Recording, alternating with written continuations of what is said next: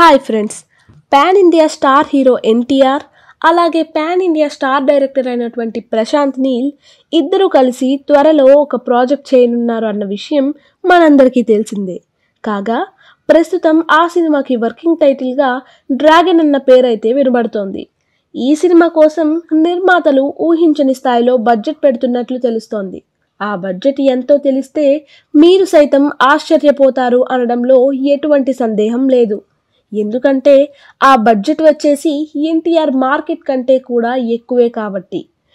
Dragon cinema budget వచ్చేసి ఏకంగా 800 కోట్ల రూపాయలంట.